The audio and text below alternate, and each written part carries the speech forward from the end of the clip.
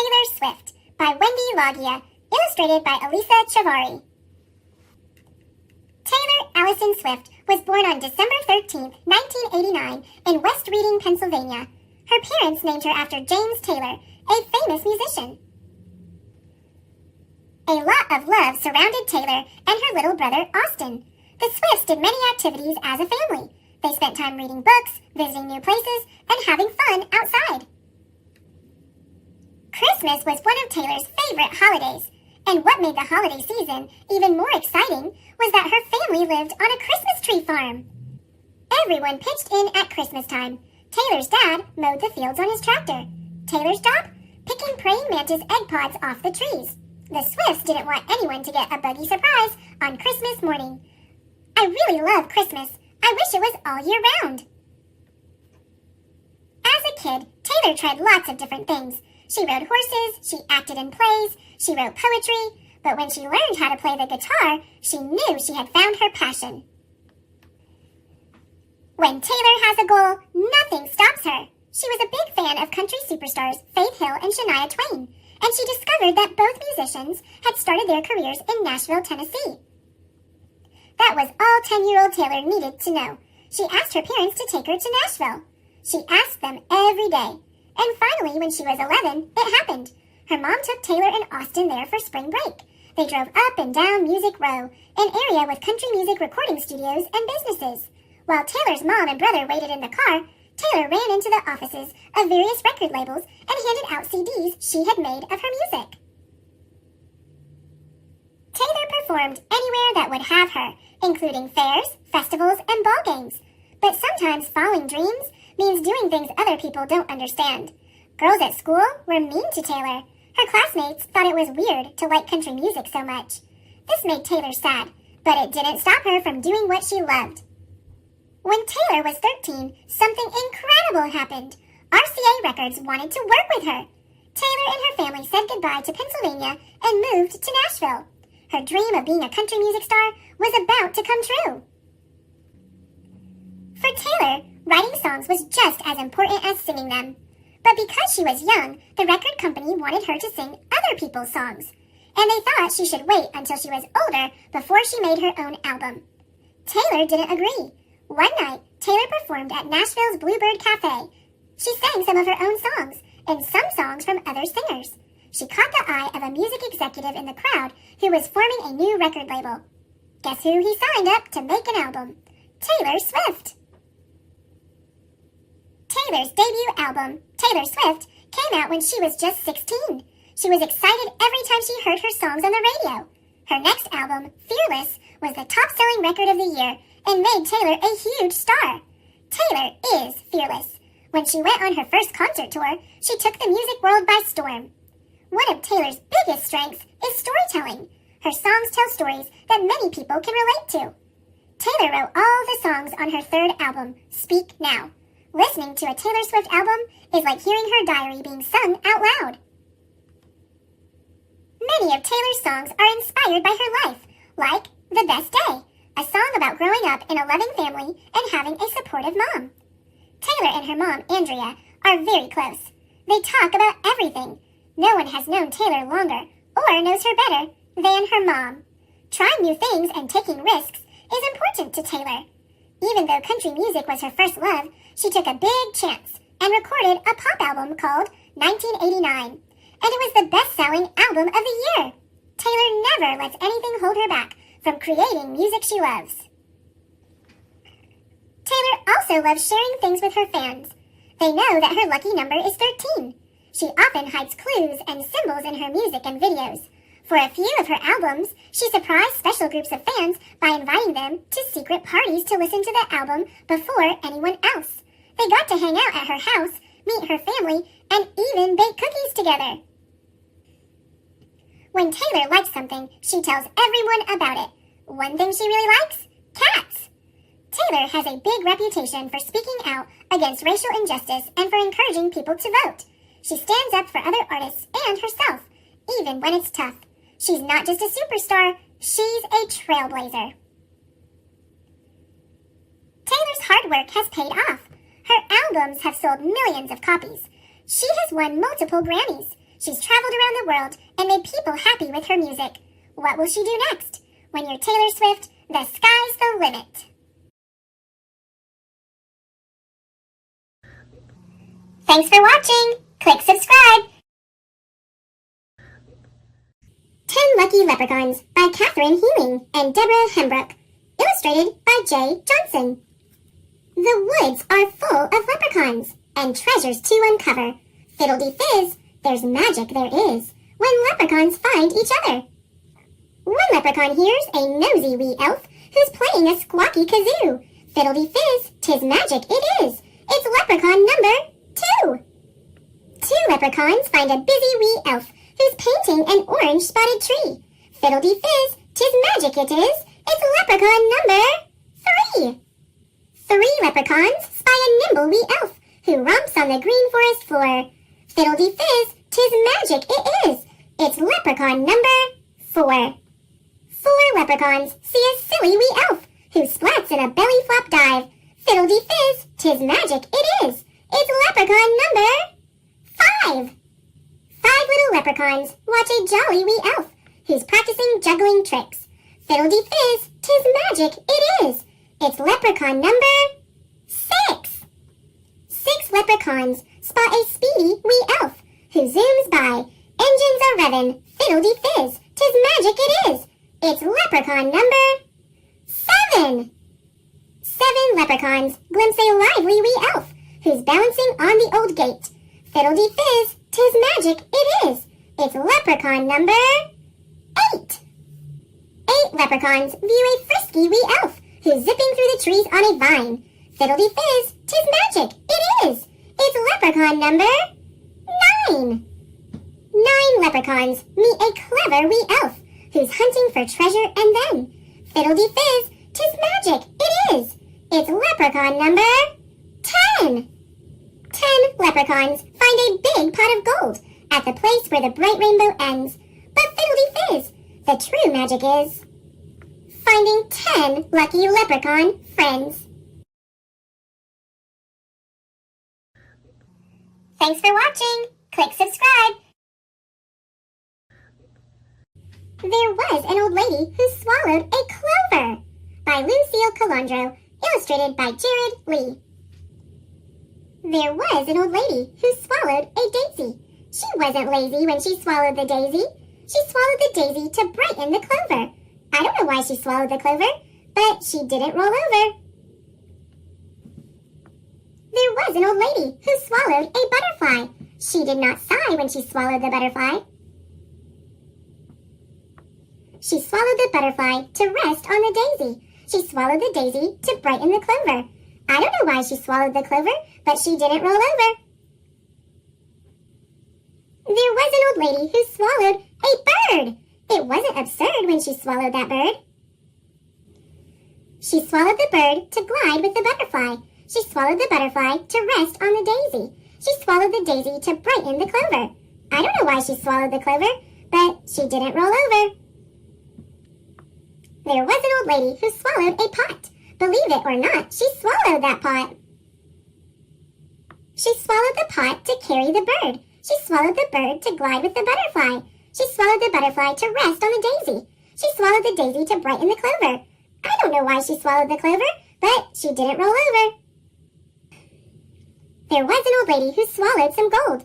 It wasn't cold, all that shiny gold. She swallowed the gold to fill up the pot. She swallowed the pot to carry the bird. She swallowed the bird to glide with the butterfly. She swallowed the butterfly to rest on the daisy. She swallowed the daisy to brighten the clover. I don't know why she swallowed the clover, but she didn't roll over. There was an old lady who swallowed a fiddle. It is a riddle why she swallowed a fiddle. The old lady started to dance, and before she was done, a wee little leprechaun joined in the fun. As they twirled high and low, she giggled so much, out popped a rainbow. Happy St. Patrick's Day!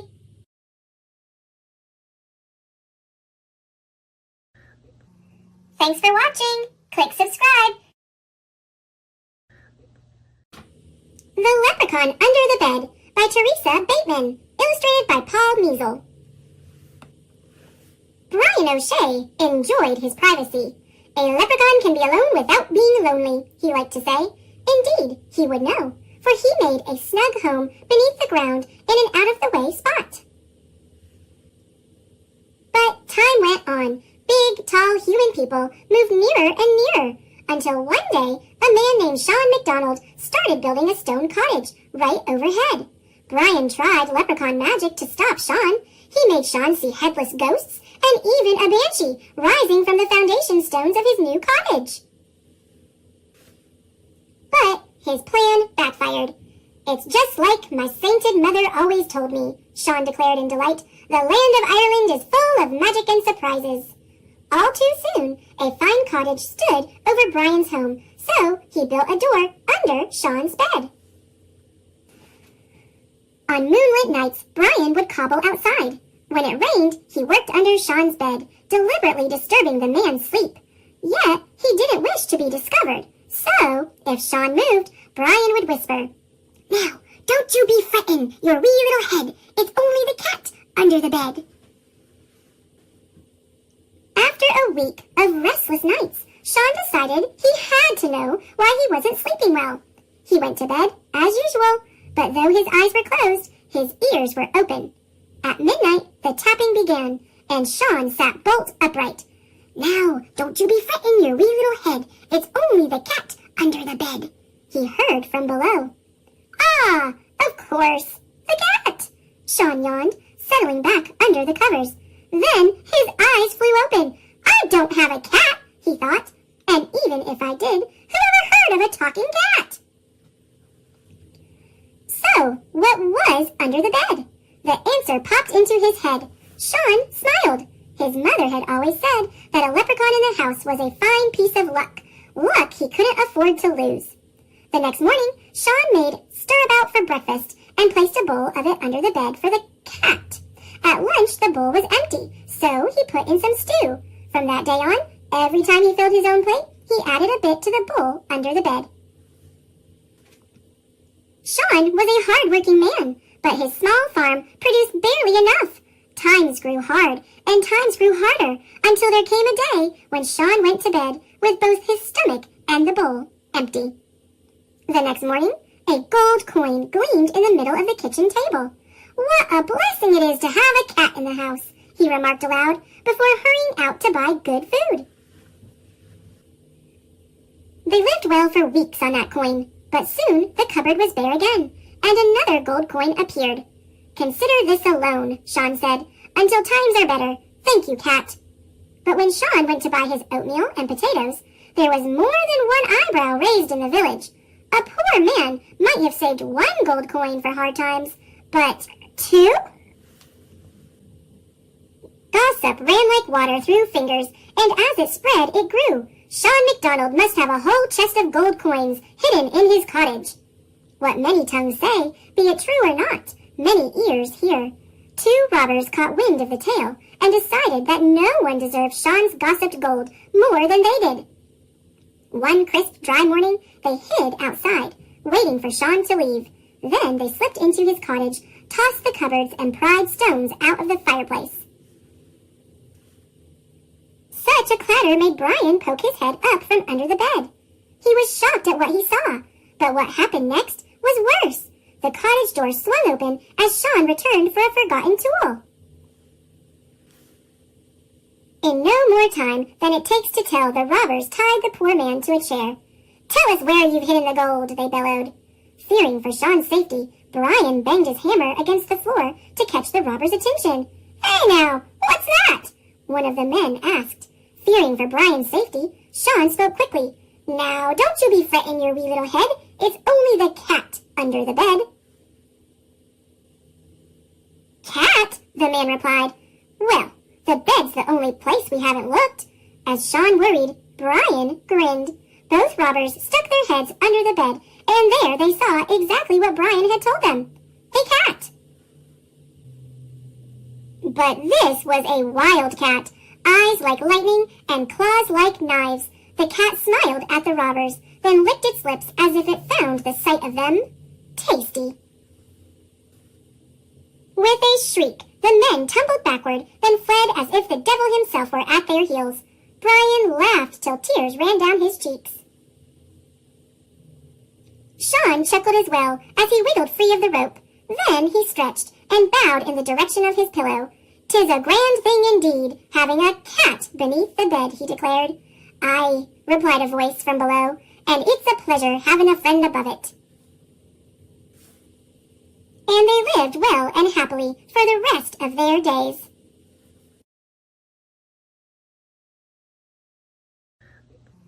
Thanks for watching. Click subscribe. The Leprechaun in the Basement by Kathy Tucker. Illustrations by John Sanford. O'Leary was a leprechaun. A long time ago, he had come from Ireland, stowed in a trunk. Now he lived in the basement of a house in Chicago. He led a quiet life. Sometimes he read the newspapers in the recycling bin. Most of the time, he just sat by his pot of gold coins, polishing them. He loved his gold. Still, once in a while, he felt a little bored. He thought that when he lived in Ireland, he used to do something else, but he couldn't remember what. "Perhaps I'm just getting old," he would say to himself, for although leprechauns never die, they do get older. Michael McKeever was the boy who lived in that house, though he didn't know O'Leary was there. It was St. Patrick's Day. That meant it was almost spring, almost time for baseball season to begin. Michael pulled his last year's baseball shoes from under the bed. He tried them on. His big toes jammed against the ends. The soles had begun to peel away. Michael's heart sank. He couldn't play ball in these shoes, but how could he ask his mom and dad for new ones? For the McKeevers were down on their luck. Michael's dad had lost his job at the computer company, and Michael's mom said they had to make do. Every day, Mr. McKeever searched for another job. At night, he came home looking sad and plunked himself in front of the TV. He never said, "Hey Mike, let's go out and throw a few," the way he used to. "Michael," his mother called, "could you get my big pot? It's in the basement by the recycling bin." "Sure, Mom." His mother was making her special St. Patrick's Day dinner, corned beef with potatoes and cabbage. She said it might lift his dad's spirits. Michael trudged down into the basement. As he neared the washing machine, he heard a strange noise. Someone was singing. "When Irish eyes are smiling, sure it's like a morning spring. In the lilt of Irish laughter, you can hear the angels sing." Michael peeked around the furnace. There, in the recycling bin, was a tiny old man. He jumped up and stared at Michael. Michael blinked. The little man looked exactly like the pictures of the wee folk he'd seen in a book about Ireland. "Are you a leprechaun?" he asked. O'Leary scowled. He had a bit of a temper. "Well, I'm not from outer space." Michael pointed to a bowl with something sparkling in it. "What's that?" he asked. "My gold, of course." "Michael, I'm waiting," his mother called. "Coming, Ma!" Michael grabbed his mother's pot. "I'll be back," he whispered to the leprechaun. "I was afraid of that," muttered O'Leary, because suddenly he knew his life would never be the same again. At supper, Michael's dad just picked at his corned beef and cabbage. Michael could hardly eat either. He couldn't wait to talk to the leprechaun again. But after the dishes were washed, his father went down to the basement to check on the hot water tank, and there was no chance. In bed, Michael couldn't sleep. A leprechaun with a pot of gold! Why, that gold could buy all sorts of things. The hot water tank wasn't working right, his mom's bike was broken, and he needed baseball shoes. He had to have new baseball shoes. A leprechaun in the basement? Maybe their luck was going to change. O'Leary was awake too. He had always liked to sing an Irish song on St. Patrick's Day, but he could see that he had been very foolish. Now a human being knew where he was. Now there would be trouble, for humans wanted just one thing from leprechauns. They wanted gold. The next day, Michael raced home from school. His folks weren't home yet, so the coast was clear. The leprechaun was waiting. "Listen," said Michael, "my dad lost his job, and the hot water tank isn't working, and my mom's bike is broken, and I need baseball shoes." He held out his old shoes. "'Tis a pity," said O'Leary, "but what can I do?" "You could give us some gold." O'Leary sighed. "Could you give up playing baseball?" Michael shook his head. No way! I love baseball! Ah, you're a smart lad. Then you understand why leprechauns cannot give up their gold. But that doesn't make sense. You have so much. Some things don't make sense, said O'Leary, and still they are true. Leprechauns are supposed to be lucky, Michael protested. I don't know about luck, said O'Leary, his voice rising, but you're not getting one gold coin. You're a selfish leprechaun, Michael said angrily. O'Leary stomped his foot. And you are a greedy human being. Michael stalked upstairs. His father was coming in the door. Dad, why are we so unlucky? He blurted out. He wasn't supposed to worry his father, but he couldn't help it. He almost felt like crying. His father stared at him. I guess you must think you are unlucky with such a gloomy dad. He put his arm around his son. Listen, when I woke up today, I had the strongest feeling our luck is going to change. It doesn't make sense, but it's true. I know we McKeevers are going to be okay. Now, let's go out and throw a few. Like magic, Michael's spirits lifted. He ran to get his ball. That night, in bed, Michael thought about what the leprechaun had said. He didn't want to be a greedy human being. He would make do. Maybe he could tape up the soles, and he reached under the bed for his shoes. Then he remembered he had left them in the basement. In the basement, O'Leary paced back and forth. Was he a selfish leprechaun? He stared at the baseball shoes. The stitching was poorly done. The soles were made of the cheapest leather. He looked for the shoemaker's name, but there was only a tag too worn to read. Sure and begorra, I could have made a better shoe myself, he thought. Why, I was the best cobbler in County Cork. And that was how O'Leary remembered what he used to do in Ireland. The next morning, when Michael McKeever stretched in bed, he felt something heavy on his legs. He sat up. There, on the blanket, was the most beautiful pair of baseball shoes he had ever seen. They were green, with excellent thick soles and good gripping spikes. On the toes were tiny gold shamrocks. And of course, they were very lucky. Thanks for watching. Click subscribe. The Luckiest St. Patrick's Day Ever by Teddy Slater. Illustrated by Ethan Long. Top of the morning. It's March 17. The Leprechaun family is wearing the green. St. Patrick's Parade is about to begin. The wee ones are marching. Come on, let's join in. There goes Bedelia, leading the clan, arm in arm with Granddaddy Dan. She swings her shillelagh. They walk and talk gaily, moving as fast as they can. Timothy Shaughnessy, handsome and bold, marches along with a big pot of gold.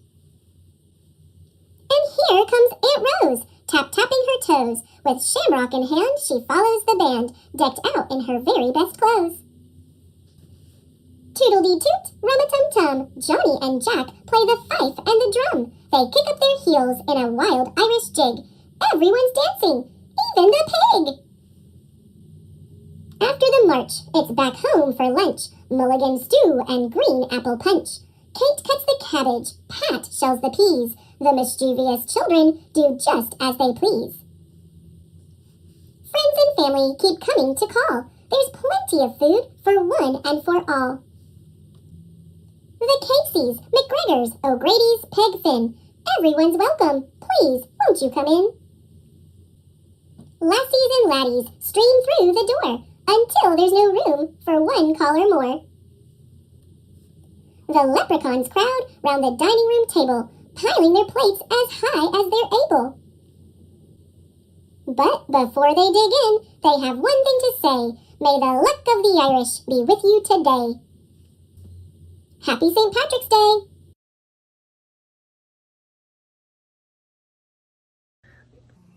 Thanks for watching. Click subscribe. The Youngest Marcher by Cynthia Levinson, illustrated by Vanessa Brantley Newton. The story of Audrey Faye Hendricks, a young civil rights activist. Whenever Mike flew into town, Audrey and her mama cooked barbecued ribs, stewed greens, sweet potato souffle, and Audrey's favorite, hot rolls baptized in butter. Other folks knew Mike as Martin or Dr. King. The Hendrickses used his nickname. They did the same with other ministers too, like Fred Shuttlesworth and Jim Bevel. After Mike blessed the feast, Mama expected Audrey to keep still during supper. But when grown-ups talked about wiping out the segregation laws that kept black and white people apart in Birmingham, she just had to speak up. Audrey intended to go places and do things like anybody else. I want to eat my ice cream inside Newberry's. I want to sit downstairs at the Alabama. I don't want hand-me-down school books. But stools at the counter, plush movie theater seats, books so fresh they'd crackle when you open them, those were for white children. Hush, hissed Mama. 9-year-old children should not speak in front of company, especially ministers like Mike, Fred, and Jim, who were bringing dreams of justice. Audrey knew all about segregation. She knew to pay the driver at the front of the bus, then step off and walk around to the back door, drink from the fountain with the dirty bowl and warm water, use the freight elevator at department stores downtown. Front row seats, cool water, elevators with white-gloved operators, laws said those were for white folks. Every Monday night, Audrey and her mama and daddy and her aunts, uncles, and cousins joined neighbors and friends at Fred's church for worship, fellowship, and testimony. She sang and swayed along with the movement choir, her voice spirited and spiritual. Black and white together, we shall overcome. For once, she didn't have to keep still. Then came testimonies. White store owners won't hire me. Ku Kluxers chased me. Policemen called me names. The hateful stories made Audrey squirm. She tried to tell her mama, "That's not right." Shh! How could Mama expect her to hush? She had to make things right. But what could she do? When Mike visited Fred's church, thousands of people crowded around her to hear him preach.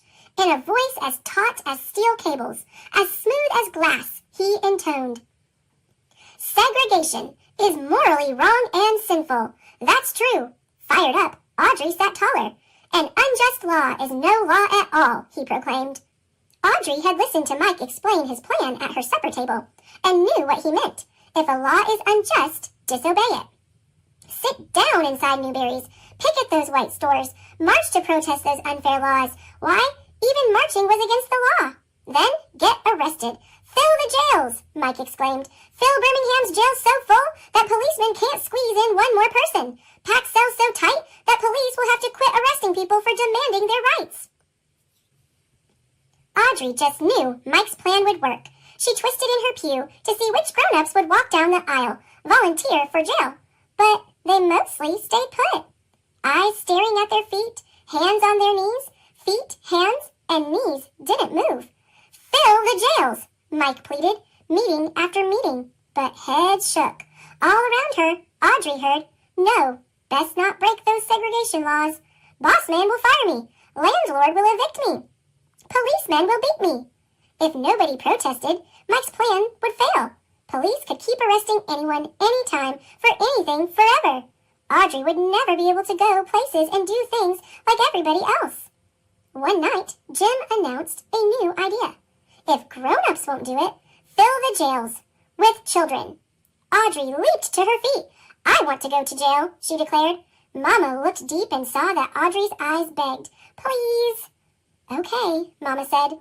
Audrey strutted down the aisle. She was going to jail.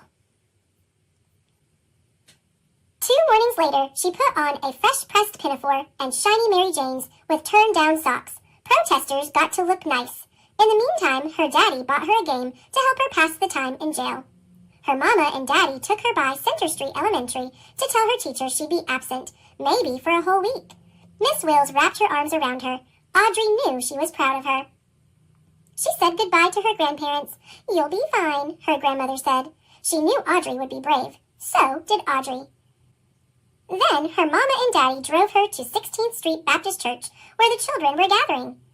Even before she reached the door, Audrey heard loud voices chanting freedom songs.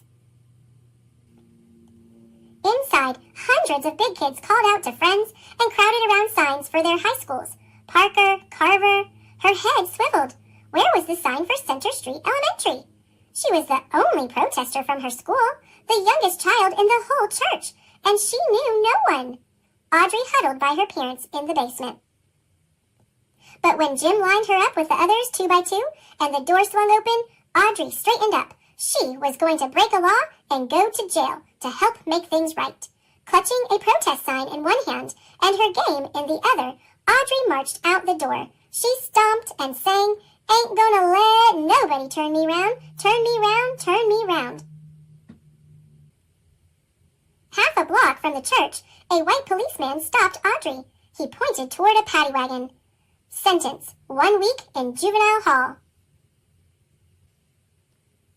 A matron locked Audrey into a day room with 24 other girls, all older, all bigger, all strangers.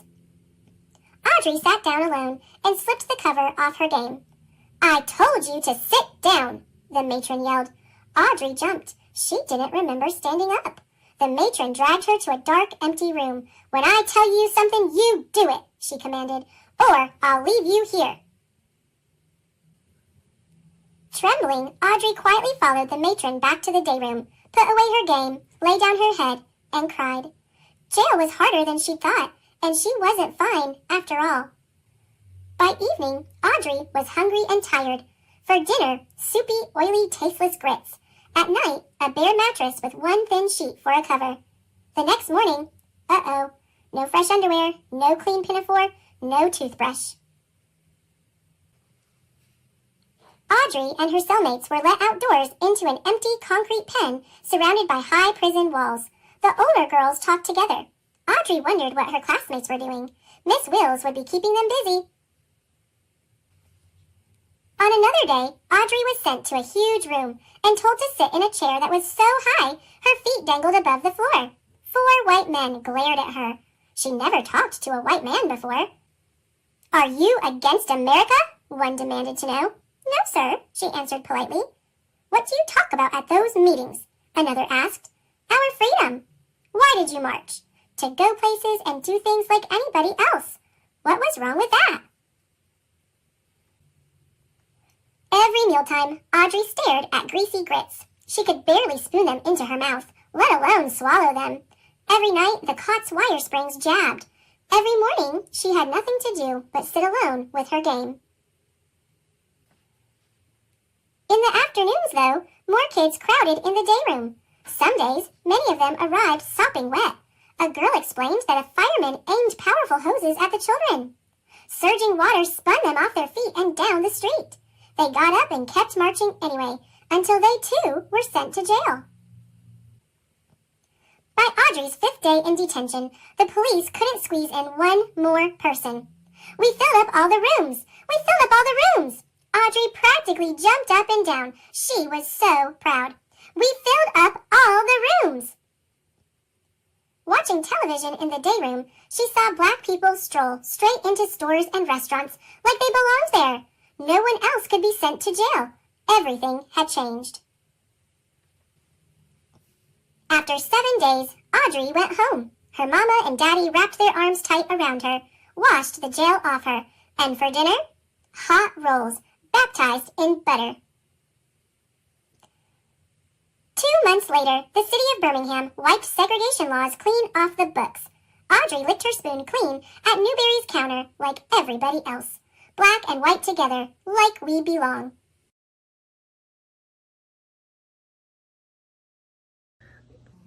Thanks for watching. Click subscribe.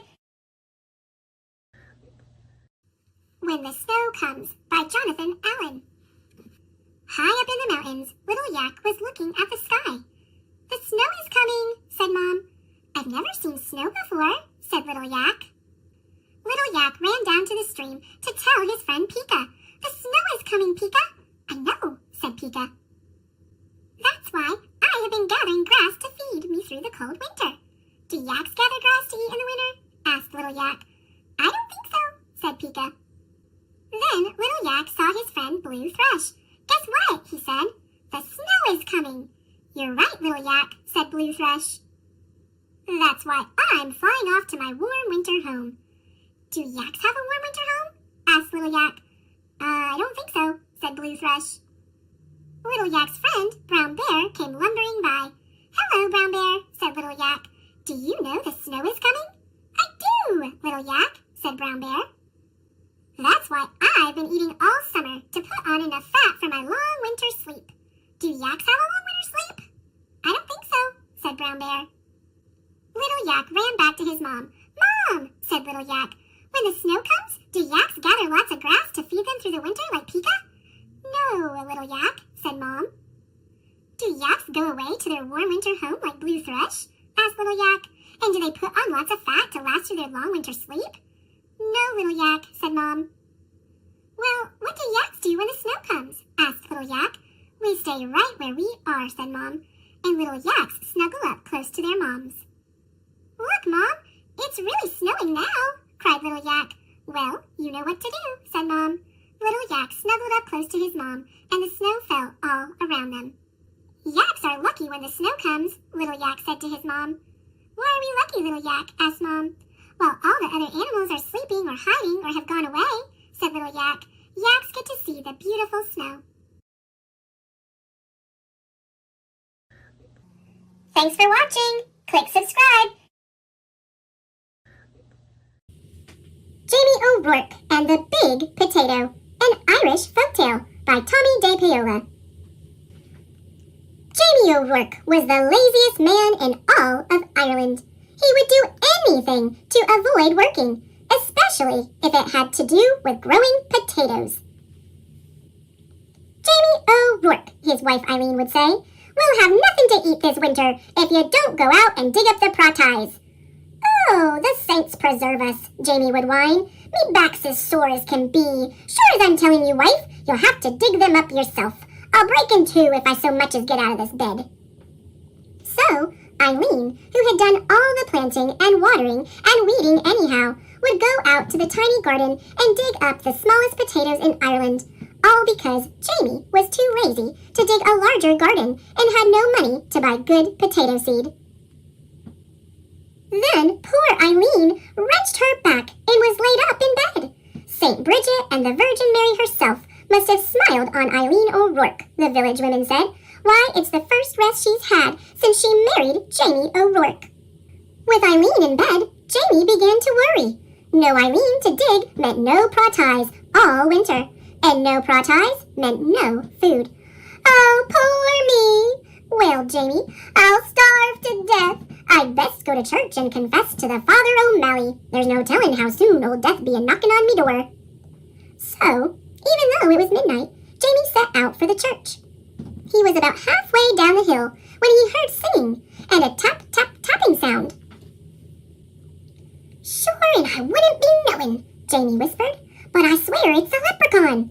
And sure enough, sitting in a circle of ferns in the moonlight was a leprechaun, singing and hammering tiny nails into the heels of the fairy boots he was making. Jamie knew just what to do. He crept up and grabbed the little man by his coattails and held firm. Let me go! Let me go! The leprechaun shouted. Not on your life, Jamie said. Not until you show me where you be keeping your pot of gold. Now, everyone in Ireland knows that leprechauns make boots and dancing shoes for the fairies, who pay for them with gold. And everyone knows that if you catch a leprechaun, he'll pay for his freedom with his pot of gold. But this leprechaun was cleverer than most. Oh, please, Mr. Mortal Man, he pleaded. I'm just starting out making fairy shoes, and I only have 1 or 2 pieces of gold in me pot. Won't you take a wish instead? Why, what would I wish for? Jamie asked. Me, who's about to die of starvation, because my wife is sick in bed and can't dig the praties for the winter. And they're such puny praties anyhow. Well, said the leprechaun, reaching into his pocket, you could wish for the biggest pratie in the world. It would last all winter and you wouldn't have to do anything more than plant this seed, water it, and wait. That sounded wonderful to Jamie. Done, he shouted, and as the leprechaun dropped the seed into Jamie's hand, Jamie let go of his coattails and off that leprechaun scampered. When Eileen heard what he had done, she was furious.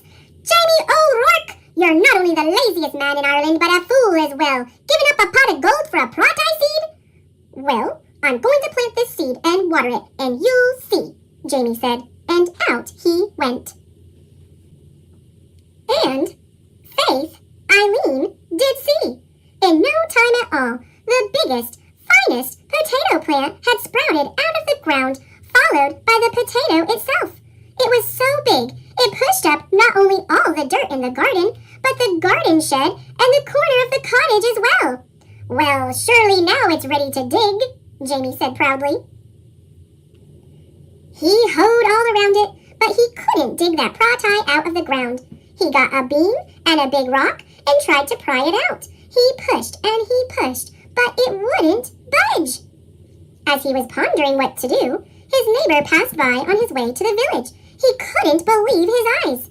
He couldn't wait to tell everyone in the village what he had seen. And before you knew it, the hill up to Jamie's was filled with villagers coming to see the big potato. Where did it come from? They asked. Jamie told them about the lucky night he had caught the leprechaun and how smart he had been. Why, anyone could have gotten a pot of gold, he bragged. But the biggest pratie in the world, well, that took some doing. However did you outsmart a leprechaun? They all asked at once. Jamie hesitated and scratched his head. We'll help you dig up your pratie, Jamie, if you'll tell us how you did it. And they grabbed shovels and hoes and started to dig. They dug, and they dug, and they pushed, and they shoved, until the potato flew up out of its hole. It rolled down the hill, faster and faster, until it reached the bottom, where it bounced up high and came to a stop, wedged between the stone walls on either side of the road. What to do now? That pratie is so big that no one, no cart, nothing can get by it, the constable complained to Father O'Malley. How's a body to get in or out of the village? What shall we do? The villagers wailed. Then they all looked at Jamie and said, It's your pratie. You'll have to move it out of our way. Well, Eileen spoke up, there's more than enough pratie for everyone. Why don't you all take some? So the villagers sawed and chopped and carted off huge pieces of potato while Jamie sat on the stone wall and watched. All winter long, everyone had potato to eat, and eat, and eat, until no one wanted to see or hear of potato again. In the spring, Jamie said, I saved a potato eye for a seed, and it's just about time to plant it. Oh, no, the villagers all cried. If you promise not to plant it, Jamie, we'll promise before St. Patrick and all the saints to see that you and Eileen always have plenty to cook and eat. We don't want another giant pratie around here. Jamie smiled and agreed. What a perfect life for a lazy man. And so you see, darling Eileen, Jamie told her, I wasn't such a fool with that leprechaun after all. And Eileen had to admit that Jamie O'Rourke was right.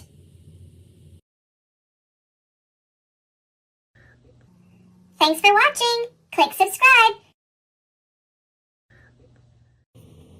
Lucky Tucker by Leslie McGurk. When Tucker woke up on St. Patrick's Day, he got off on the wrong paw.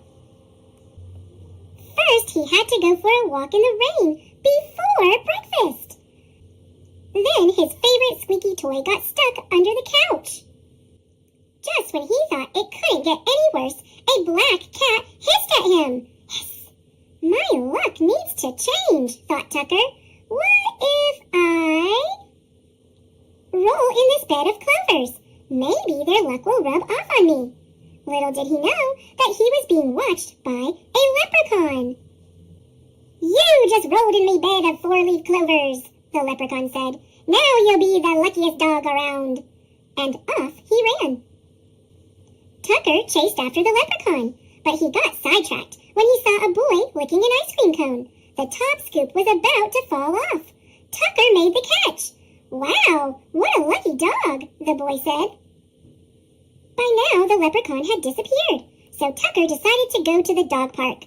Today was his lucky day. He got to play and wrestle with all his best friends. On his way home, Tucker passed by the bakery that sold homemade dog biscuits.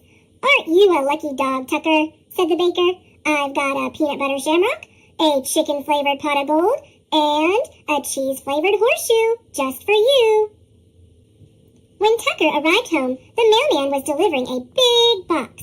You are the luckiest dog I know, the mailman said, because this box is for you. Tucker tore open the box and jumped inside. His owner said, Lucky Tucker, you were supposed to have a bath tonight, but let's play with your new toys instead. Finally, it was time for Tucker to go to bed. It was his luckiest day ever. He was already dreaming about next St. Patrick's Day.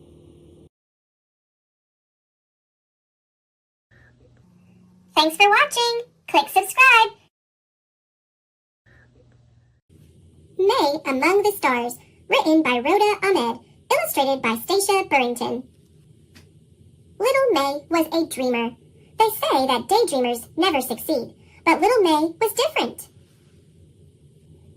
One day, May was working on an assignment for school about what she wanted to be when she grew up. What will you tell them, May? I will tell them I want to see Earth. This is Earth, May, her mother said. The flowers, the grass, the forest, and the mountains. We live on Earth. I know, but I want to see Earth from out there. That's an amazing plan, little May. Then you have to become an astronaut. That way you can see Earth from space. Astronaut? Do you think I could do that? Of course you can. If you can dream it, if you believe it, and work hard for it, anything is possible. May asked her mom to take her to the library. She searched for books about space and astronauts.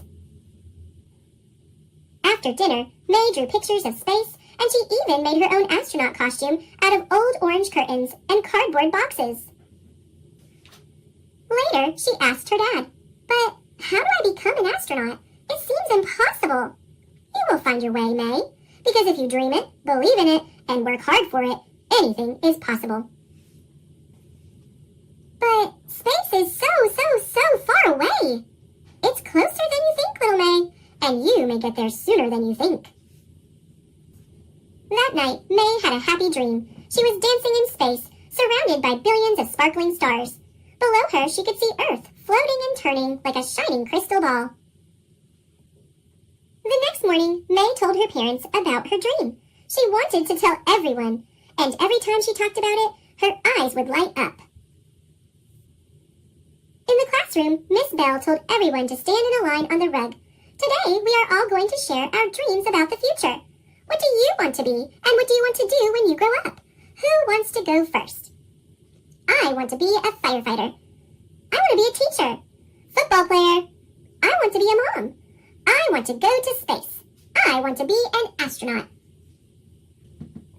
All the kids started laughing. Miss Bell asked, "May, are you sure you don't want to be a nurse? Nursing would be a good profession for someone like you."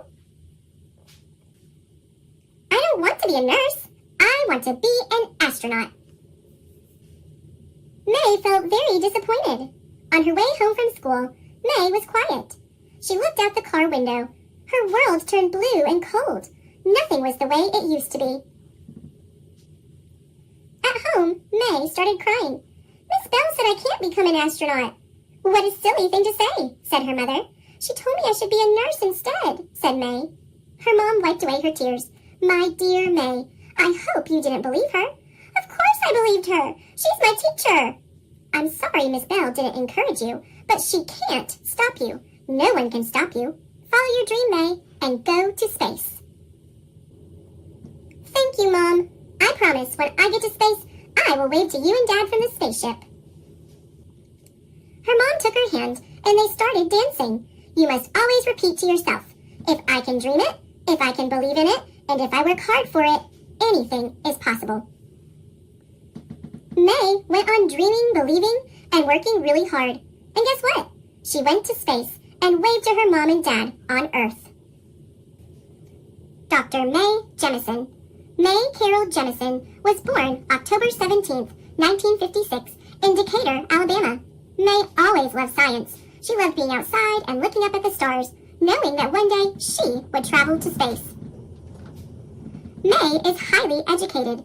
She graduated from Morgan Park High School in 1973, and at the incredible age of 16, she enrolled at Stanford University, earning a Bachelor of Science degree in Chemical Engineering in 1977. After May got her MD in 1981 from Cornell Medical College, she briefly worked as a general practitioner before leaving to work with the Peace Corps as a medical officer in Liberia and Sierra Leone. When she returned home, May decided to follow her childhood dream of going to space, and she accomplished many firsts. She applied to NASA's astronaut training program and on June 4, 1987, was accepted. she became the first African-American female astronaut. On September 12, 1992, May's dream finally came true when she traveled to space on the shuttle Endeavour mission STS-47. It was then that May officially became the first African-American woman in space. May left NASA in 1993 and became the first real astronaut to act in an episode of Star Trek: The Next Generation. Today, she heads the Jemison Group and the Dorothy Jemison Foundation for Excellence. May speaks fluent Russian, Japanese, and Swahili.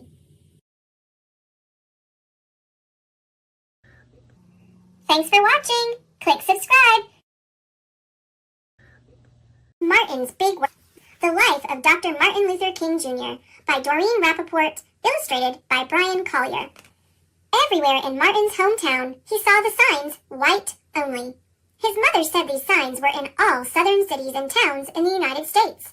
Every time Martin read the words, he felt bad, until he remembered what his mother told him. You are as good as anyone.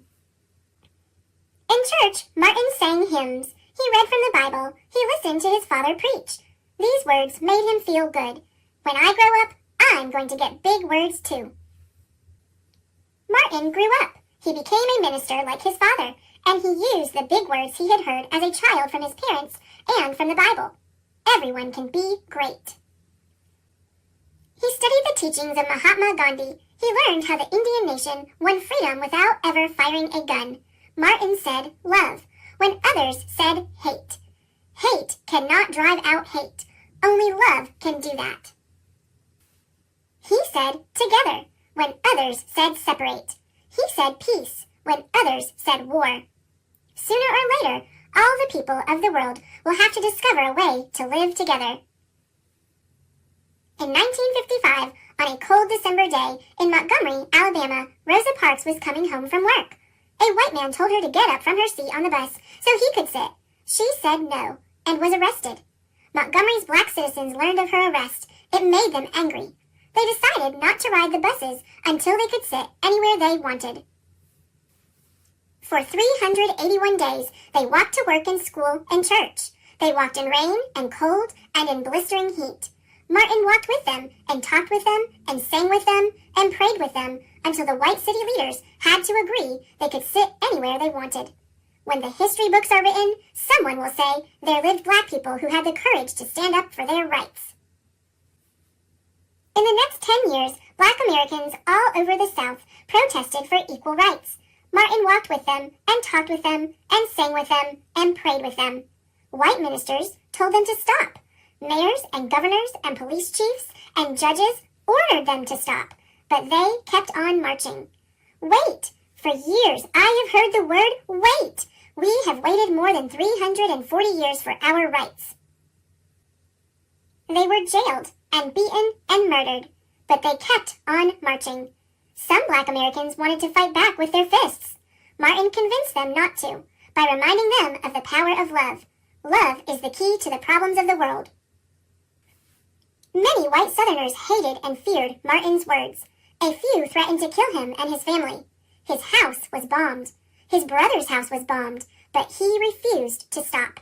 Remember, if I am stopped, this movement will not be stopped, because God is with this movement. The marches continued. More and more Americans listened to Martin's words. He shared his dreams and filled them with hope. I have a dream that one day in Alabama, little black boys and black girls will join hands with little white boys and white girls as sisters and brothers. After 10 years of protests, the lawmakers in Washington voted to end segregation. The white-only signs in the South came down. Dr. Martin Luther King Jr. cared about all Americans. He cared about people all over the world, and people all over the world admired him. In 1964, he won the Nobel Peace Prize. He won it because he taught others to fight with words, not fists. Martin went wherever people needed help. In April 1968, he went to Memphis, Tennessee. He went to help garbage collectors who were on strike. He walked with them and talked with them and sang with them and prayed with them. On his second day there, he was shot. He died. His big words are alive for us today.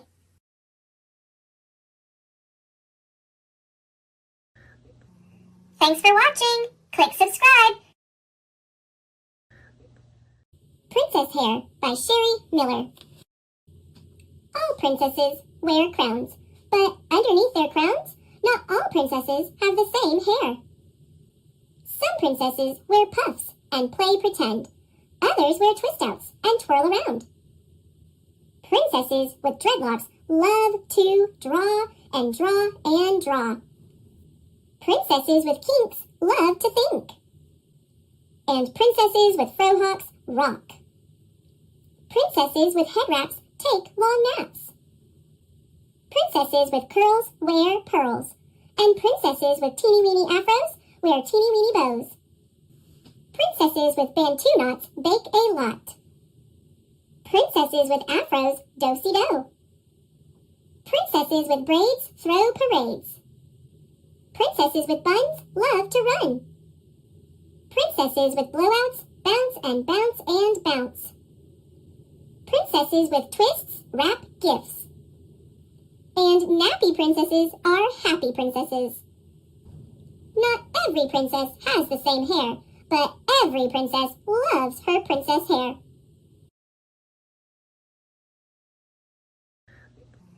Thanks for watching. Click subscribe. From the creators of Dragons Love Tacos, Secret Pizza Party by Adam Rubin and Daniel Salmieri. Poor raccoon. All he wants in life is some pizza. If only he knew how to ask politely. Ah, pizza. So beautiful. You could hang it on the wall of a museum. So convenient. You could eat it in the bathtub. Of course, the best part about pizza is the gooey cheesiness, salty pepperoniness, sweet tomato-ness, and crispity crunchity crust.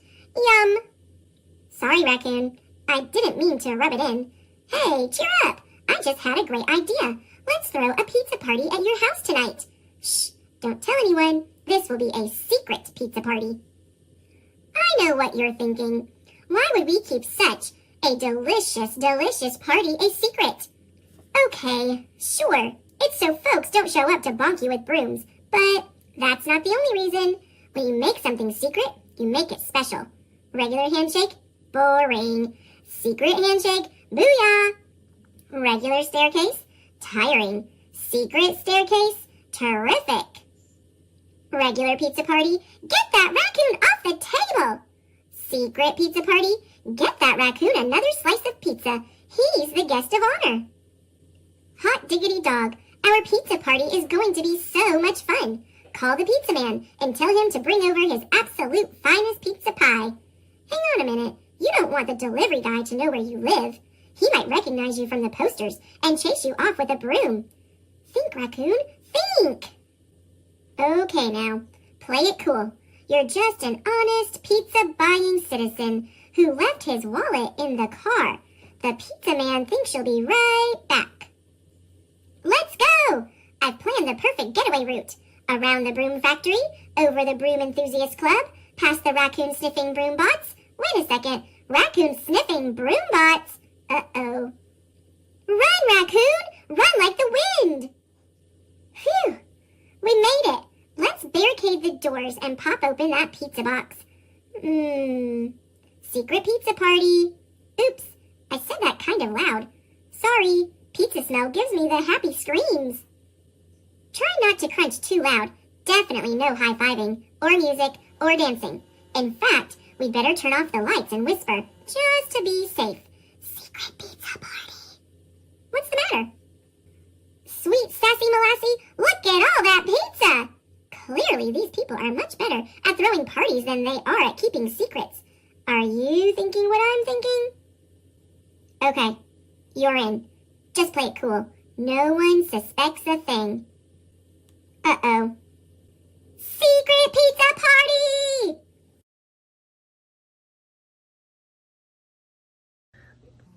Thanks for watching. Click subscribe.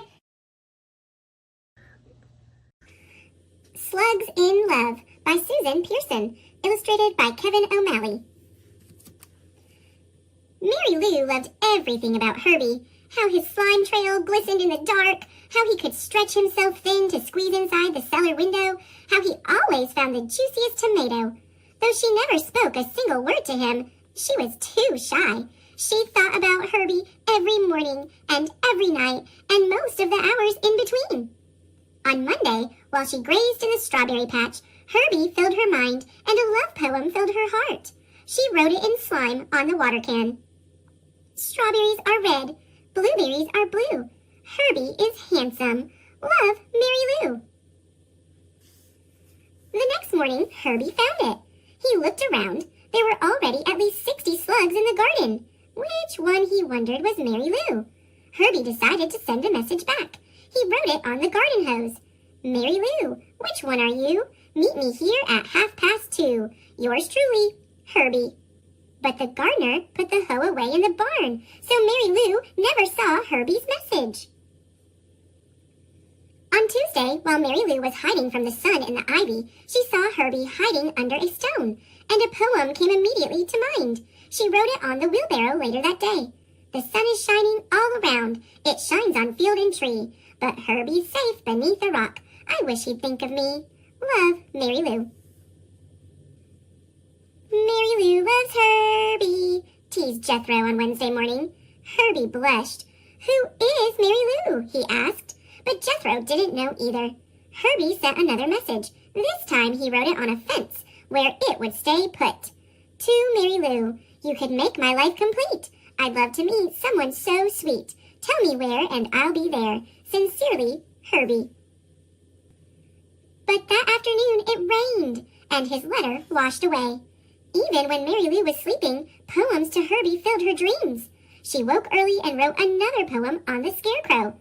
Twinkle, twinkle, little star, how I wonder what you are. Herbie, Herbie, handsome slug, Mary Lou would love a hug. Love, Mary Lou. That Mary Lou is some poet, said Sammy. Do you know her? Herbie asked excitedly. I think she's the brownish one, said Sammy. All day long, Herbie searched for a brownish slug, but next to the brown dirt, they all looked a little brown. Herbie left another message on the watermelons. Your poems make me happy. Your poems make me glad. But I can't find you, Mary Lou, and that makes me feel sad. Your friend, Herbie. But Mary Lou was in the squash patch that day and didn't see Herbie's note. She left another poem behind on the zucchini. Herbie, you would make me as happy as can be if you just paid attention and please, please notice me. Love, Mary Lou. Herbie was at his wit's end. He had been noticing her. Well, her poems anyway. And he'd asked everyone he could think of if they knew her. I think she's the greenish one, said Homer. I think she's the pinkish one, said Jodelle. Maybe she's the one who likes tomatoes, said Adelaide. All slugs like tomatoes, said Herbie. But Adelaide had given him an idea. Herbie climbed to the top of the tallest tomato plant. On his way back down, he wrote a message. Look at me. I've climbed so high that I can see the world pass by. Mice and ants and old black shoe. But Mary Lou, where are you? I've left you poems near and far. Won't you tell me where you are? Love, Herbie. And that night, when Mary Lou went out to snack on a tomato, she found Herbie's message glistening in the garden. What joy! What gladness! What delight! Mary Lou could hardly contain herself as she hurried to the barn. The next morning, the first thing Herbie saw was, Your rhyme is sublime. Herbie dear, I am here. As always, when she saw Herbie, poetry filled Mary Lou's head. She said, Herbie, I am Mary Lou. We meet at last. How do you do? Herbie was tongue-tied. Suddenly he felt shy, but at last he blurted out, I am fine. Will you be mine? Mary Lou and Herbie lived happily ever after. The end.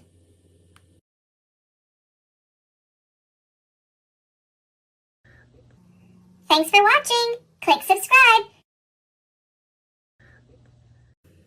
Snow Day for Mouse by Judy Cox, illustrated by Jeffrey Ebeler. Mouse woke up on a chilly morning. He peeked outside. What an icy, lacy, snowflakey day! 3 birds huddled together on the telephone wire. Poor little quivery, shivery birds. But inside, Mouse was warm and dry. No worries for Mouse. Down in the kitchen, Mom turned on the radio. Cat rubbed against her legs. Dad went outside to shovel the walk. "Snow day!" called Mom. "No school!" "Hooray!" yelled the kids. "Let's bake cookies."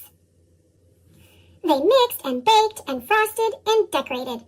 Then the kids bundled up in their snowsuits and raced outside. One fat, round gumdrop rolled off the table and bounced higgledy-piggledy into the corner. A treat for Mouse! Mouse crept across the floor. 1 step, 2 steps. Silent Mouse. He didn't see Cat, patting and prowling, greeny-eyed and greedy. Mouse bent to scoop up his prize. Cat crouched. Dad came in, stomping snow from his boots. "Not in my clean house," said Mom. She grabbed the broom. Snow clumps, Cat, the gumdrop, and Mouse whirled out the door. Thump! Mouse landed in a snowdrift. When he climbed out, what a sight met his eyes! Heaps of snow-like mounds of mashed potatoes, flakes of snow like powdered sugar. The chilly birds fluffed up their feathers and chirped. "Hello, birds! Have you seen my gumdrop?" The birds shook their heads. Mouse looked around. He saw a frozen puddle. An ice rink for Mouse. On tippy toes, he waltzed across, skating figure eights and bowing to the friendly birds. He didn't see Cat, ears flattened and tail twitching, hiding behind the bare rose bushes. But he did see a mouse-sized hill perfect for sledding. He slid down on a curled leaf toboggan, faster and faster, picking up speed until he landed in a heap at the bottom. He didn't see Cat, head down and tail up, ready to pounce. The little birds cheeped, "Watch out, Mouse! Run!" Plop! A dollop of snow from the telephone wire dropped on Cat's head. Cat twitched his ears and stalked away, flicking the snow from his paws. The birds cheered, "All clear!" Mouse crept out of the downspout. He rolled snowballs. He made 3 fat snowbirds and a snow mouse with a berry for a nose. The birds on the wire bobbed their heads. Now Mouse was cold. His paws were chilly. Tummy empty. Time for something sweet or crunchy. Where had that yummy gumdrop gone? "Hot chocolate!" called Mom. In ran the kids, all snowsuited, heavy-booted. Mouse scampered between their feet, undetected, unsuspected. The kitchen smelled cinnamon spicy. Mouse snacked on crumbs. Soon he was warm and not so icy, but he remembered the quivery, shivery, hungry birds. The next time the door opened, Mouse was ready. Out in the backyard, Mouse sprinkled his crumbs on the snow. Sharing, caring. Hungry birds, come get your treat. A gift for my new friends. The snow turned pink in the sunset light. The birds chirped their thank yous. No gumdrop for Mouse, but something better. A warm and toasty feeling deep inside. Happy Mouse!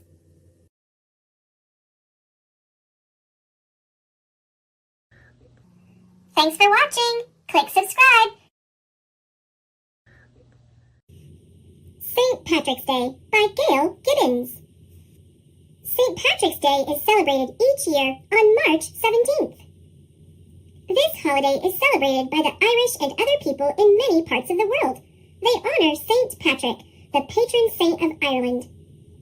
St. Patrick lived many years ago. He was born in Britain around the year 380 and raised in a Christian family. His parents didn't name him Patrick. Some people believe his name was Maewyn. While still a boy, he was kidnapped and brought to Ireland, where he was made a slave. His captors forced him to herd sheep. He prayed that God would help him. 6 years later, he escaped. After finally arriving back in Britain, he lived quietly, thought, and prayed. He realized what he wanted to do.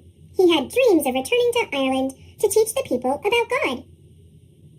He went to France to study religion. In the year 432, the head of the Catholic Church, the Pope, named him Patricius, the Latin name for Patrick. He became a priest and then a bishop. At last, Bishop Patrick's dreams came true. He sailed back to Ireland and began preaching.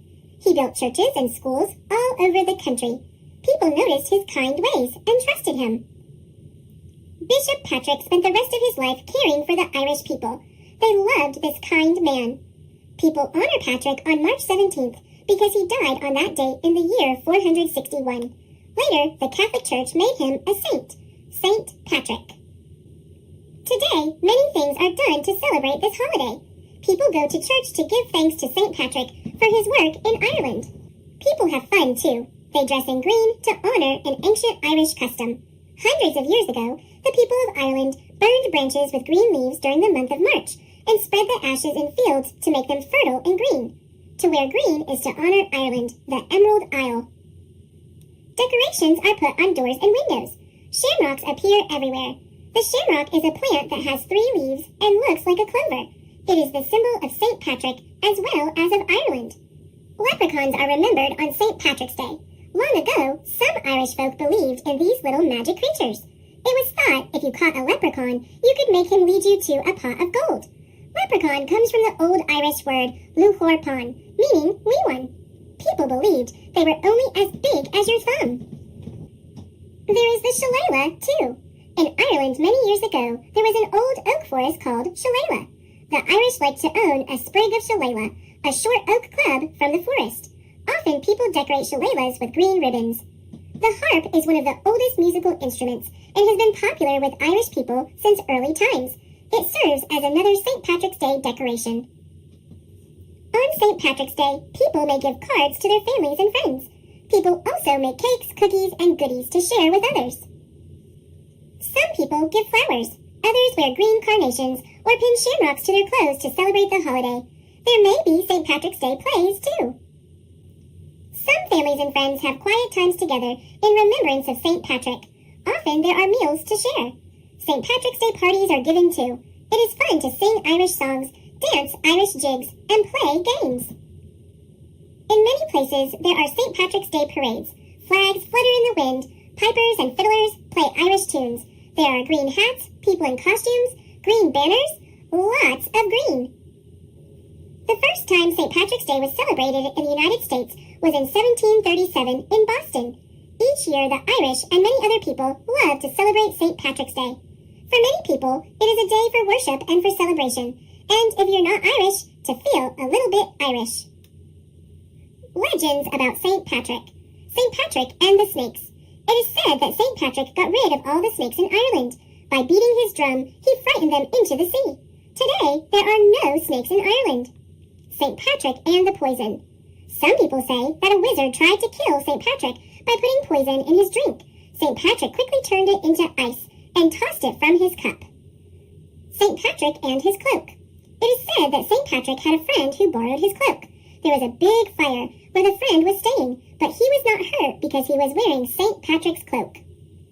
St. Patrick and the shamrock. St. Patrick used the shamrock to explain to people about the Holy Trinity, one God and 3 divine beings, the Father, the Son, and the Holy Spirit. Growing at his feet was a shamrock. He used this plant to explain 3 in 1 stem with 3 leaves. St. Patrick and the fish. Another legend is that each year on March 17th, fish rise from the sea. They pass before St. Patrick's altar in Ireland and then disappear back into the sea. St. Patrick and the sunset.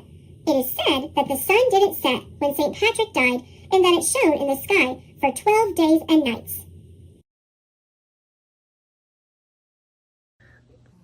Thanks for watching. Click subscribe. A picture book of Martin Luther King Jr. by David A. Adler, illustrated by Robert Casilla. Martin Luther King Jr. was one of America's great leaders. He was a powerful speaker, and he spoke out against laws which kept black people out of many schools and jobs. He led protests and marches demanding fair laws for all people. Martin Luther King Jr. was born on January 15, 1929, in Atlanta, Georgia. Martin's father was a pastor. His mother had been a teacher. Martin had an older sister, Willie Christine, and a younger brother, Alfred Daniel. Young Martin liked to play baseball, football, and basketball. He liked to ride his bicycle and to sing. He often sang in his father's church. Martin center with his brother Alfred Daniel left and his sister Willie Christine right. Young Martin played in his backyard with his friends. One day he was told that 2 of his friends would no longer play with him because they were white and he was black. Martin cried. He didn't understand why the color of his skin should matter to anyone. Martin's mother told him that many years ago, black people were brought in chains to America and sold as slaves. She told him that long before Martin was born, the slaves had been set free. However, there were still some people who did not treat black people fairly. In Atlanta, where Martin lived, and elsewhere in the United States, there were white-only signs. Black people were not allowed in some parks, pools, hotels, restaurants, and even schools. Blacks were kept out of many jobs. Martin learned to read at home before he was old enough to start school. All through his childhood, he had read books about black leaders: Frederick Douglass, Harriet Tubman, George Washington Carver. Martin was a good student. He finished high school 2 years early and was just 15 when he entered Morehouse College in Atlanta. At college, Martin decided to become a minister. After Martin was graduated from Morehouse, he studied for a doctorate at Boston University. While he was there, he met Coretta Scott. She was studying music. They fell in love and married. In 1954, Martin Luther King Jr. began his first job as a pastor in Montgomery, Alabama. The next year, Rosa Parks, a black woman, was arrested in Montgomery. She had been sitting just behind the white-only section on a bus. When all the seats in that section were taken, the driver told her to get up so a white man could have her seat. Rosa Parks refused. Dr. Martin Luther King Jr. led a protest. Blacks throughout the city refused to ride the buses. Dr. King said, "There comes a time when people get tired of being kicked about." One night, while Dr. King was at a meeting, someone threw a bomb into his house. Martin's followers were angry. They wanted to fight. Martin told them to go home peacefully. "We must love our white brothers," he said. "We must meet hate with love." The bus protest lasted almost a year. When it ended, there were no more white-only sections on buses. Dr. King decided to move back to Atlanta in 1960. There, he continued to lead peaceful protests against white-only waiting rooms, lunch counters, and restrooms. He led many marches for freedom. In 1963, Dr. King led the biggest march of all, the March on Washington. More than 200,000 black and white people followed him. "I have a dream," he said in his speech. "I have a dream that my 4 children will one day live in a nation where they will not be judged by the color of their skin, but by the content of their character." The next year, in 1964, Dr. King was awarded one of the greatest honors any person can win, the Nobel Peace Prize. The country was changing. New laws were passed. Blacks could go to the same schools as whites. They could go to the same stores, restaurants, and hotels. White-only signs were against the law. Dr. King told his followers to protest peacefully, but there were some riots and some violence. Then, in April 1968, Dr. King went to Memphis, Tennessee. He planned to march so black and white garbage workers would get the same pay for the same work. On April 4th in Memphis, Dr. King stood outside his motel room. Another man, James Earl Ray, was hiding nearby. He pointed a rifle at Dr. King. He fired the gun. An hour later, Dr. King was dead. Martin Luther King Jr. dreamed of a world free of hate, prejudice, and violence. Carved on the stone which marks his grave are the words, "I'm free at last." Thanks for watching. Click subscribe. A Pizza with Everything on It by Kyle Scheel, illustrated by Andy J. Pizza. When your dad owns a pizza shop, you can have whatever kind of pizza you want. So when Dad asked what I was hungry for, I said, "Give me a pizza with everything on it." Dad said, "Everything?" I said, "Everything." Dad tossed the dough while I stirred the sauce. We put down 3 different kinds of cheese, then added a 4th just to be safe. Cheddar, Swiss, mozzarella, mysterious 4th cheese. We started with the basics: pepperoni, sausage, tomatoes, peppers, even those little mushrooms that look like noses. Dad said, "Perfect." But I said, "No, Dad, I want a pizza with everything on it." Dad ran across the street and came back with his arms full of groceries. Pickles, ice cream cone, boiled eggs, apple, bag of chips, an entire turkey. All of it went on the pizza. Dad said, "Perfect." But I said, "No, Dad, I want a pizza with everything on it. Dad got a mischievous look in his eyes. I knew exactly what he was thinking. Everything, eh? Everything. In a flash, Dad threw his rolling pin onto the pizza, followed by his chef's hat. I put the blender on top as Dad added a table and chairs. Books, pencils, and a notebook fell onto the pizza as I turned my backpack upside down. Dad said, "Perfect." But I said, "No, Dad, I want a pizza with everything on it." Dad said, "I think we're going to need to take this outside." Dad rolled the pizza into the street as I rode my bicycle up onto the toppings. Dad added a doghouse, then a treehouse, then a real house, then the White House. But something was about to go terribly wrong. Perhaps it was the addition of the particle accelerator, or perhaps the weight of the pizza simply became greater than what the crust could bear. Whatever it was bad. Just as Dad was pushing the wheelbarrow full of penguins to the top of the pizza, there was a loud pop, then a crunch. Then we started to fall. In the blink of an eye, the pizza began to collapse in on itself. Everything was speeding towards the center of the pizza.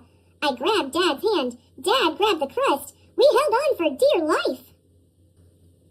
"It's a pizza black hole!" Dad shouted. "Everything is being sucked in!" "Everything?" I yelled back. Dad gulped. "Everything." Dads are awfully strong, but black holes are stronger, especially pizza black holes. "I can't hang on anymore!" Dad yelled. Together we flew into the swirling pizza vortex. Then everything went black. And everything stayed black as burnt pizza crust. Then, boom! A pizza big bang. The universe exploded in a burst of toppings. Everything was pizza. Dad and I were launched through a pizza galaxy and into our pizza solar system. We flew towards a pizza Earth, into our pizza town. We landed back at our pizza shop, or should I say, our pizza shop. Dad looked at me. "Perfect," he said, a little unsure. Perfect. Thanks for watching. Click subscribe. Bunheads by Misty Copeland, illustrated by Sator Fiarigsby. When Miss Bradley announced they'd be performing the ballet Coppelia for the recital, everyone in Misty's class shouted excitedly and gathered around to hear their teacher tell the story of Coppelia. Misty didn't know what Coppelia meant, and she was too shy to ask, especially since it was her first ballet class ever. So, Misty took a spot on the floor, and before she knew it, she was completely entranced as Miss Bradley told the tale. Once upon a time, an odd old toy maker made a beautiful life-size doll named Coppelia. To cure his lonely heart, the doll was so pretty and looked so real that a boy named Franz fell in love with Coppelia at first sight, even though he'd already told Swanilda he would marry her. Swanilda was furious when she caught Franz blowing kisses to Coppelia, but Franz ignored her anger. Later, Franz sneaked into the toymaker's house to see Coppelia, but the toymaker caught him. When the toymaker realized that Franz was in love with his doll, he had an awful idea. Maybe he could use Franz's love to turn Coppelia into a real girl. Lucky for Franz, Swanilda had also sneaked into the toymaker's house out of curiosity, and she was still hidden inside. She overheard the toymaker's evil plan and decided to dress like Coppelia to confuse the old man. Once the toymaker believed that his doll had finally come to life, Franz escaped. After that, Franz realized what a fool he'd been, and he married Swanilda. The two lived happily ever after. Misty loved how Swanilda never lost sight of her goal or her real love. She knew she wanted to be Swanilda. In just a few days, we will decide what roles you will dance in the performance, Miss Bradley said. Now, let's practice. First, there was a développé to tendu, front with one leg lifted forward, the pointed foot gently touching the floor. Next was the rond de jambe to tendu front, with the legs stretched straight out to the front, making big circles round and round in the air with the toes. Then it got a bit harder, with the pas de bourrée moving from side to side as one foot crossed over the other. They had such fun with the soutenu as the young dancers twirled and spun in unison. Finally, the lesson ended with simultaneous pas de bourrée again and again. Misty picked up the steps easily, following only a half second behind the rest of the class. "Have you ever danced Coppelia?" Miss Bradley asked. Misty shook her head nervously, replying, "I've never taken ballet before." "Well, you're very good," Miss Bradley said. "Come," she called to Misty, and Kat, a younger girl who was full of energy. "You two, up front." Misty could feel her heart pounding. Miss Bradley asked Kat to show Misty the dance of Coppelia. Coppelia sits in a chair on the balcony of the toymaker's house throughout the first act of the ballet. Kat held her arms in first position, then lifted her arms and turned her head like a robot, up and down and side to side. She performed the moves beautifully. When it was Misty's turn, she imitated Kat from memory. "You are both very gifted," Miss Bradley said. As soon as Misty got home, everything about the new class and the Coppelia fairy tale tumbled out of her. "I'm proud of you," Mommy said. Misty was so excited she could hardly sleep. She lay in bed thinking about the doll coming to life. Misty said her name aloud, Coppelia. It felt magical and full of mystery. The next day, Misty arrived early. Kat was there too, dancing the steps of Swanilda. Oh no! Misty didn't know if she could compete with someone so talented. Soon, Miss Bradley arrived. "Do you girls know which part you want to play in the recital?" Misty held her breath as Kat answered, Coppelia. When the other dancers arrived, filling the studio with laughter, Misty and Kat stayed close, learning from each other. Kat's movements were sharp, while Misty's were soft. They tried to copy each other's style until they were giggling. At last, Miss Bradley was ready to audition the dancers to cast the parts that everyone would play in Coppelia. Nearly all hands shot toward the ceiling to audition for Coppelia. Misty was nervous for Kat, but when Kat began to move, Misty knew no one would be able to outdance her. When it was time to dance the role of Swanilda, Misty was paired with a grinning younger boy named Wolfie, who was portraying Franz. Wolfie was on a mission to catch Misty's attention. The next day, Miss Bradley announced who would play what parts. Misty was excited when Kat got the part of Coppelia, and even happier when she won the part of Swanilda. The next few weeks were full of hard work for Misty. She had to perform both Swanilda and Coppelia when she tricked the toymaker into thinking she was the doll who had come to life. It was a lot to learn. Watching Kat dance her parts with ease made Misty try harder. They inspired each other.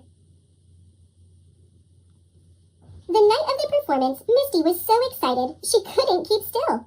Staring up at the heavy red curtain, Misty felt a hand on her back. "You okay?" Kat asked. Misty nodded. "I'm ready."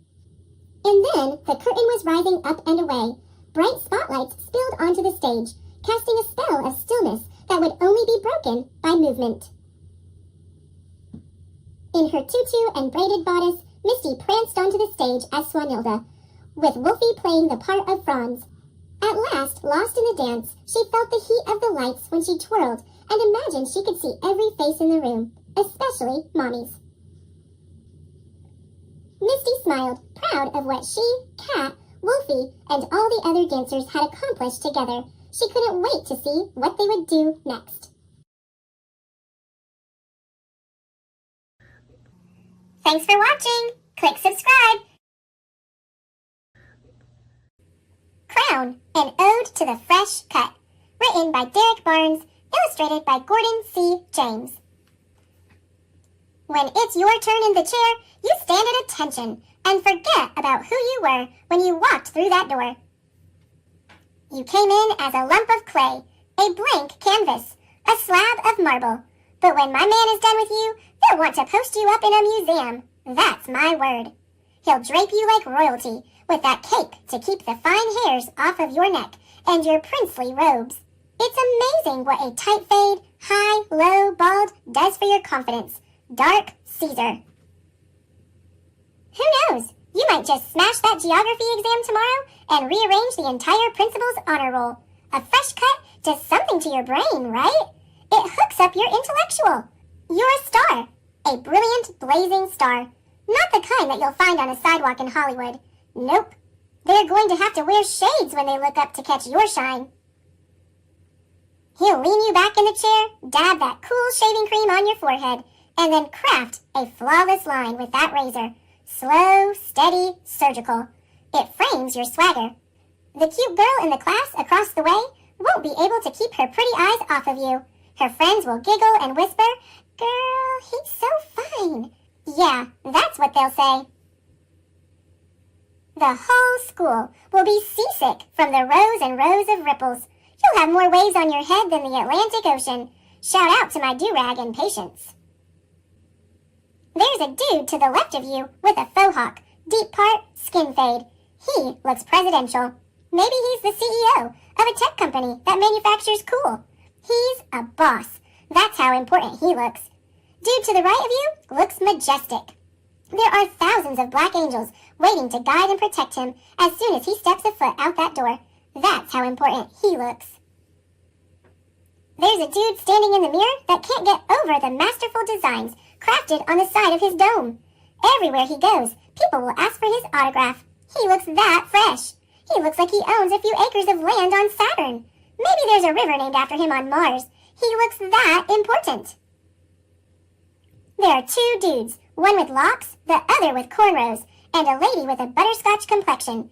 And all they want is a shape-up, tapered sides, a trim, and a crisp but subtle line. And sometimes in life, that's all you ever need, a crisp but subtle line. When your barber is done, you'll feel like $1 million and some change.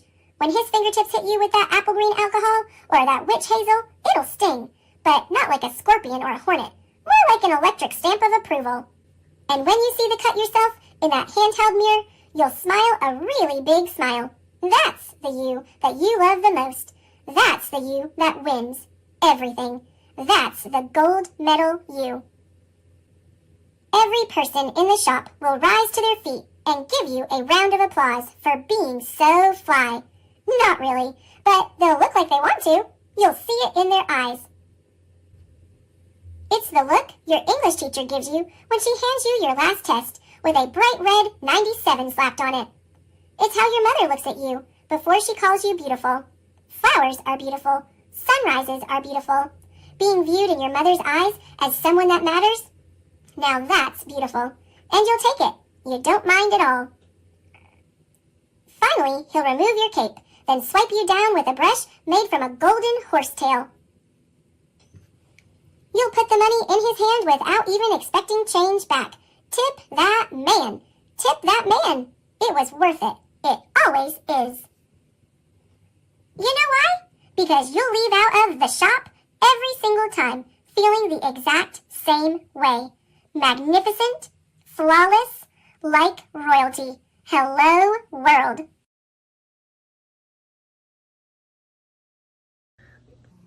Thanks for watching. Click subscribe. Firebird. Ballerina Misty Copeland shows a young girl how to dance like the Firebird by Misty Copeland and Christopher Myers. The space between you and me is longer than forever. You are the sky and clouds and air. Your feet are swift as sunlight, stretching across the skyline like the day-long sun over the horizon. Me? I'm gray as rain, heavy as nap time, low as a storm pressing on rooftops.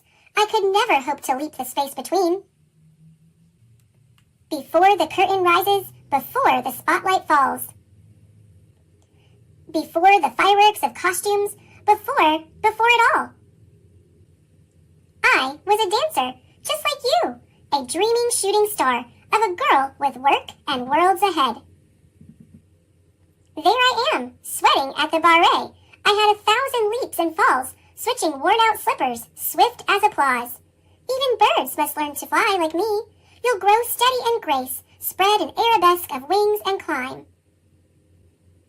Each position, 1 through 5, stair steps to the sky? That's right.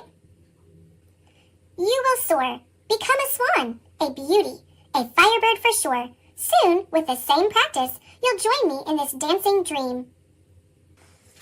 In a pas de deux, a music box for two, we will wrap our hearts careful as ribbons on point shoes. We'll make the night sky our starry curtain, the moon our silver spotlight, as we spin across the planets, pirouetting tightly as the curls on our heads. Spinning wishes for new little ones we can't yet imagine. Then they will look to you in wonder, lighter than air and swift as sunlight, turning over the day and say,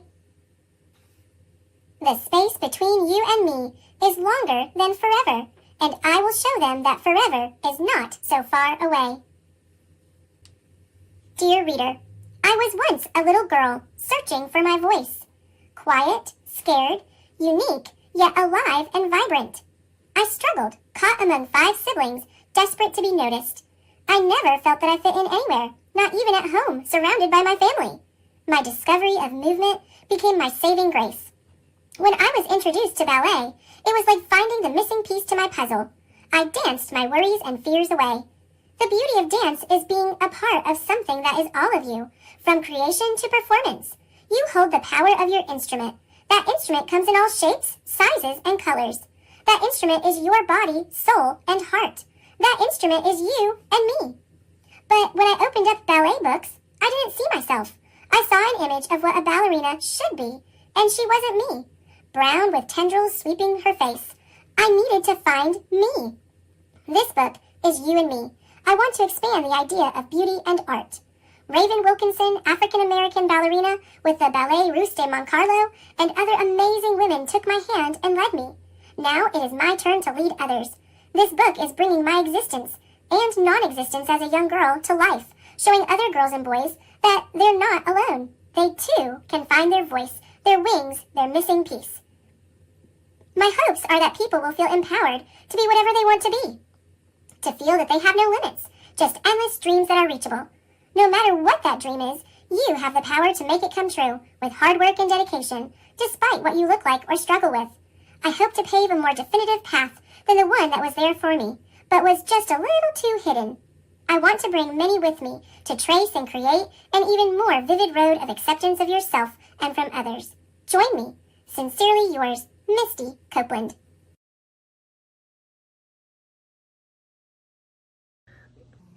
Thanks for watching. Click subscribe.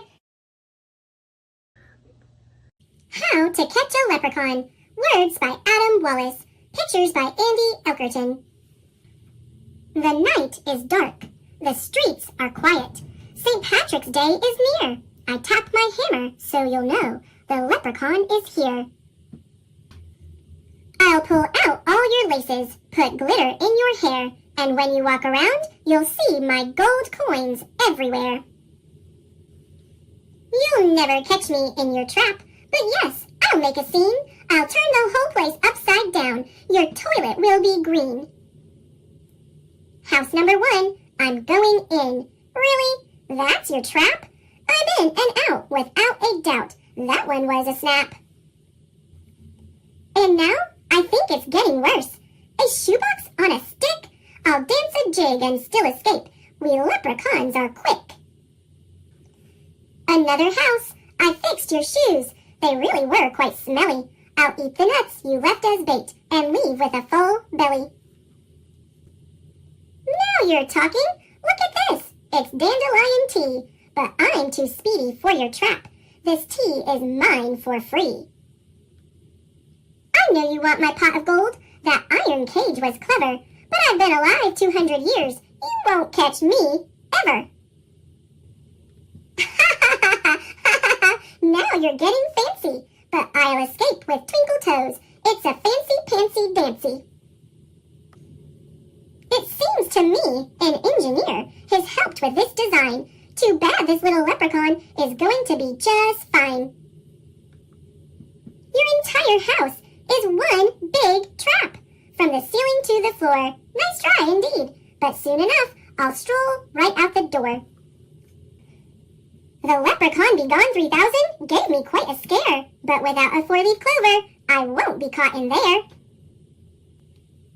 You'll never catch this leprechaun. Impossible! That's a fact. Unless, one day, a brilliant child designs the perfect trap. But who will that child be? Better luck next year!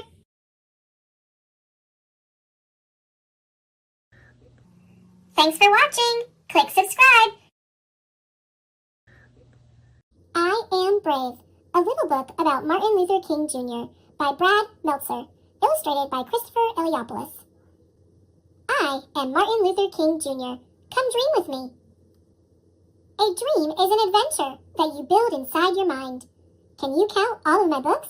My dreams grew big with books, even as a kid. I knew words had power. Start with hope, add some faith. You'll be amazed at what you'll find. Give a hug to someone you love.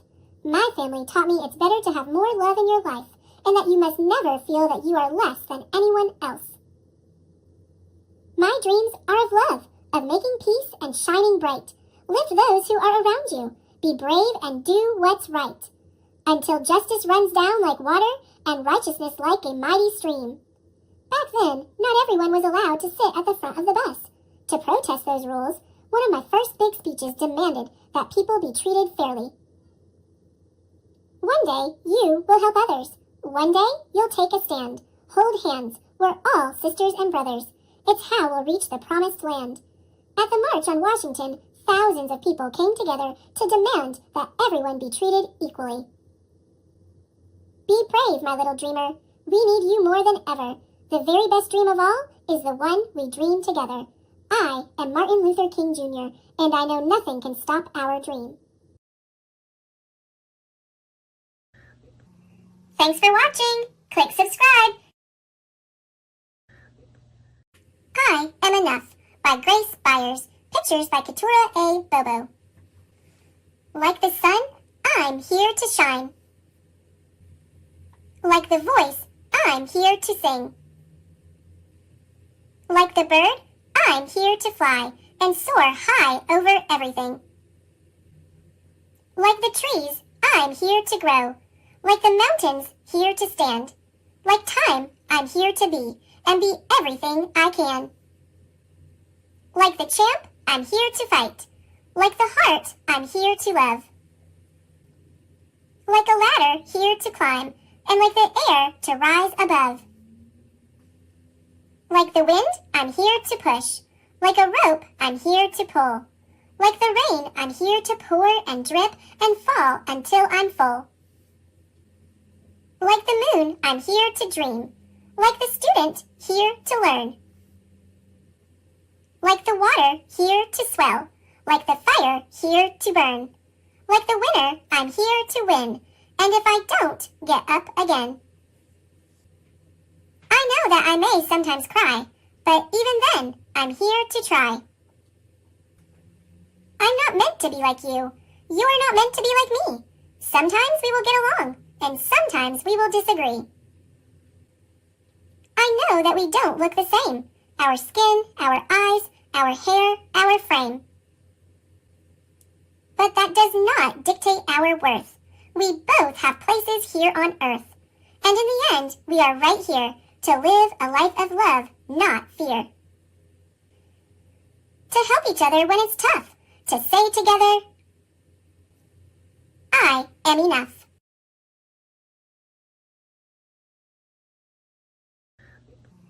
Thanks for watching. Click subscribe. I Am Martin Luther King Jr. by Brad Meltzer, illustrated by Christopher Eliopoulos. I am Martin Luther King Jr. When I was little, I used to get into a lot of accidents. One day, my little brother hit me in the head with a baseball bat. 2 other times, I mistakenly got knocked over by a car. Another day, I tumbled over our banister, then bounced through an open door into the basement. No matter how many times I fell, I kept getting back up. Whoa! Amazing fall! You okay? Bam! I'm okay! Even before I could read, I knew I liked books. My dad always talked about how I kept a lot of books around me. I used to tell my parents, there is a power in words. Big words were in future. When I grow up, I'm going to get me some big words. When I was 6 years old, one of my best friends was a boy whose father owned a store across the street. My friend was white. I was black. It didn't matter to us. We would play games and have fun together. Tag, you're it. No, you're it. No, you're it. No, you're it. But when we started going to school, everything changed. He went to a school where all the kids were white. I went to a school where everyone was black. Soon after, he told me, I can't play with you anymore. Why? My dad said so. He doesn't want us being friends. But why? You're one of my best friends, aren't you? Aren't you? I didn't understand. It didn't make sense. At dinner, my parents explained, it's because you're black and he's white. I was so mad that day. How could someone treat me differently just because of the color of my skin? I wanted to hate my friend and his father. But my parents told me to do the opposite, that I should love my friend, even though he hurt me. They taught me that it's better to have more love in your life than more hate. Then, my mother taught me one of the most important lessons of all. You are as good as anyone. You must never feel that you are less than anyone else. I wanted to believe it, but every day I saw the opposite. I saw you could be treated unfairly just because of the color of your skin. If you were white, you went to a good school with great playgrounds and plenty of books. If you were black, your school was small, sometimes with no desks or even windows. Check it out! A playground! Check it out! Where's our playground? It wasn't just the schools. Black people had to use different water fountains, different elevators, even different bathrooms. In fact, on a hot day, when everyone wanted ice cream, if you were white, you could sit at the counter and eat from a nice dish. But since I was black, if they served me at all, it was through a side window, and they put my ice cream in a flimsy paper cup. This ice cream is perfect! This ice cream is melted. It got even worse when I was 14. I had just won a speech competition. My speech was about being fair to all people. I was so excited. Then, on the bus ride home, a few white people got on board. At first, I stayed put. It didn't seem fair, but my teacher convinced me to move. We spent the rest of the ride standing and getting tossed in every direction. Every day, this is what life was like. Black people were treated terribly. The only question was, you need to give up your seat to the whites. It was the angriest I had ever been. What could I do about it? At the age of 15, I started college. By 19, I became a minister and entered seminary school to study religion. Over those years, I read the works of Henry David Thoreau and Mahatma Gandhi. Thoreau taught me about civil disobedience, how an evil system could be changed without violence. Gandhi opened my mind to the power of love. Nonviolent resistance? What's that? It's using love and peaceful methods to change unfair things in society. It was a lesson I wanted to share with everyone. In no time at all, I got my chance. In Alabama, a black woman named Rosa Parks was told to give up her bus seat to a white man. It was just like what happened to me. But unlike me, Mrs. Parks refused. She was arrested. Early the next morning, I got a phone call from a local community leader. It's time to take a stand. We should boycott the buses so everyone knows that we won't accept this treatment anymore. You know that's not going to be easy. Do not ask if it's easy. Ask if it's right. It was just like Thoreau taught. Instead of using violence to protest the unfair rules, black people would use a peaceful method. We would not ride the public buses. Without our money, the bus companies would go out of business. Now the only question was, would it work? On the first day of the protest, my wife called me to the window. The buses are all empty. It's working. We had to keep it going. As the head of the bus boycott, I gave one of the most important speeches of my life. The room was packed. Camera crews were filming. I had only 20 minutes to prepare. I didn't use notes, but by speaking from my heart, I found out how big words can be. We are determined here in Montgomery to work and fight until justice runs down like water and righteousness like a mighty stream. When the history books are written in the future, somebody will have to say there lived a race of people, a black people, who had the moral courage to stand up for their rights. The police put me in jail, saying I was breaking the law. Other folks bombed my house, but instead of using my fists, I kept my calm. Don't you want to fight back? I am a man of nonviolence, and I know that I do not stand alone. We are with you all the way, Reverend. If no one rides these buses, we'll go out of business. You're finally getting that, huh? For more than a full year, every black person in the city, and some white people too, refused to ride the buses. That meant some people had to walk for miles, but they kept going. There was a power in standing together. Eventually, our peaceful protest worked. The rules were changed. Public buses could no longer separate people based on the color of their skin. That was only the beginning. Soon, our peaceful protests sparked other peaceful protests. At lunch counters, college students organized sit-ins where they would not stop until everyone could eat together. Our methods of nonviolence were so powerful, I was invited to meet the president at the White House. But sometimes, the hardest problems were right at home. Daddy, look, an amusement park. Please, can we go? I'm sorry, Yogi, we can't. Funtown is not open to black people. Seeing my daughter cry was one of the most painful moments of my life. It only made me work harder for change. Was it easy? Absolutely not. During one protest in Birmingham, Alabama, the police again arrested me and locked me in a dark jail cell that had only one window. Someone slipped me a newspaper in which white religious leaders had written an article calling us lawbreakers. Someone then snuck me a pen. In that jail cell, I wrote my own response in the margins of the newspaper and even on toilet paper. My letter from Birmingham jail was soon published as a pamphlet. Then, it was in magazines and newspapers. Today, it has been read by millions of people. Like I said, it is amazing how big words can be. Our message was so important, even kids your age joined us. In Birmingham, during the Children's Crusade, more than 1,000 kids, some as young as 6 years old, showed up to march. What do you want? Freedom! The first day, the police arrested 900 of them. The next day, 2,500 children showed up, ready to go to jail. This was our finest hour. Enraged that we were not giving up, the chief of police told the firemen to spray the children with water hoses and attack them with dogs. They thought it would stop us, but instead, as the whole country watched on TV what they were doing to our children, it was a wake-up call for the nation's conscience. How can they treat little kids like that? That's not right. We need to help them. 90 days later, the rules began to change. Now blacks and whites in Birmingham were using the same lunch counters, water fountains, and restrooms. You could feel it in the air. More change was coming. Freedom was contagious. By the summer of 1963, an estimated 1 million Americans held their own protests in cities across the country. A man named A. Philip Randolph suggested a massive march.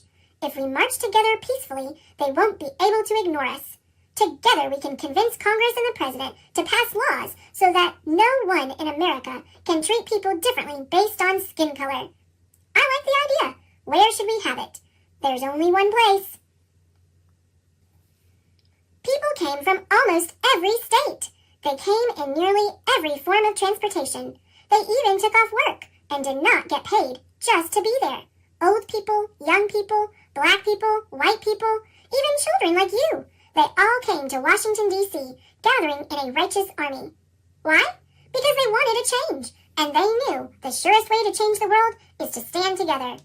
I am happy to join with you today in what will go down in history as the greatest demonstration for freedom in the history of our nation. On August 28, 1963, I stood at the podium and spoke what some later called my biggest words of all, March on Washington for Jobs and Freedom. I have a dream that my 4 little children will one day live in a nation where they will not be judged by the color of their skin, but by the content of their character. I have a dream that one day, little black boys and black girls will be able to join hands with little white boys and white girls as sisters and brothers. Let freedom ring. From every mountainside, let freedom ring. After the March on Washington, the President and Congress passed new laws for civil rights, but that didn't mean our work was done. Indeed, our greatest battle was still to come. It began with 600 activists as they tried to walk 54 miles from Selma, Alabama to the state capital of Montgomery. Back then, there were rules that stopped black people from voting. If you want to change the laws, you have to be able to vote for new people who make the laws. The police had billy clubs and tear gas. They attacked our group and knocked many people down. But as I learned so long ago, you have to get back up. No matter how hard they hit us, we remained peaceful. Still, we didn't get through. We're marching to tell the governor we want voting rights. This brutally must end. No matter what, don't let them pass. 2 days later, we tried again. Now there were 2,500 of us. We will get to Montgomery. No, you won't. I promise you won't. Once again, we tried. Once again, we did not get through. Did we give up? What do you think? It was Sunday, March 21st, 1965, our third try. Now we had 8,000 people with us. We are on the move. We shall overcome. Check out the crowd. Black, white, Christian, Jewish, all standing together. For 2 days, we marched. Rain could not stop us. The world was watching. The White House was too. President Johnson even sent troops to protect us. Exhaustion could not stop us. As we reached Montgomery, Alabama, tears were shed. But this time, they were tears of joy. In my life, people tried to tell me I wasn't as good as they were, just because of the color of my skin.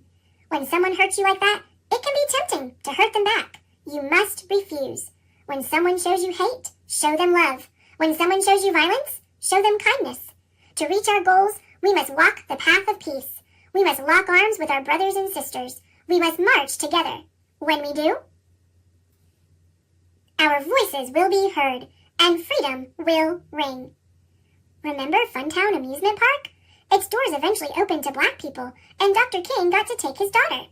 Did you know that he was the youngest person to win the Nobel Peace Prize at that time? Just 35 years old.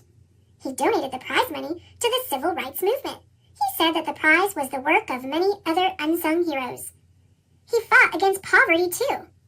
There's even a national holiday for him, the third Monday of every January. Only Washington and Lincoln get a day like that, and they share theirs. It's a day to remember how far we've come, and how much more work there is to do.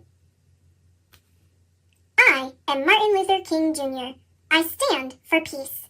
I stand for justice. I stand to help others. I stand as proof that no matter how hard the struggle, we must fight for what is right and work to change what is wrong. Whatever struggle you face, no matter how hard it gets, you must always move forward. I am proof of this. If we rise up, if we stand together, if we remain united, nothing can stop our dream.